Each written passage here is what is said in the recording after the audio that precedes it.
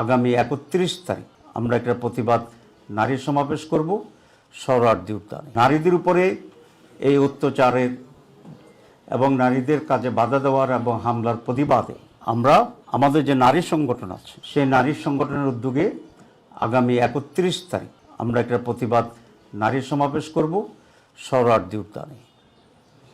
সকাল 10:30 এই প্রতিবাদ সমাবেশ শুরু হবে এবং এই প্রথমবার বলা যায় আমাদের নারীদের বাধ্য হয়ে আমাদের নারী সংগঠনের কর্মীরা প্রকাশ্যে এসে এটার প্রতিবাদে তারা এই সমাবেশ করবেন।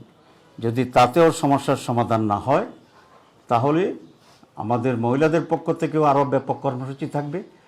আর 11 দলীয় যে জোট আছে এই জোটের পক্ষ থেকেও আমরা মাঠে বড় ধরনের কর্মসূচি দিতে আমরা বাধ্য হব। আপাতত আমরা আমাদের মহিলা সমাবেশের কর্মসূচিটা আমরা ঘোষণা করছি যাতে করে সরকারের দৃষ্টি আকর্ষণ হয় এবং প্রতিপক্ষেরও আমরা দৃষ্টি আকর্ষণ করতে চাই, কারণ তাদেরও সংযত হওয়ার এবং আচরণবিধি মেনে চলার বিষয়টি আছে।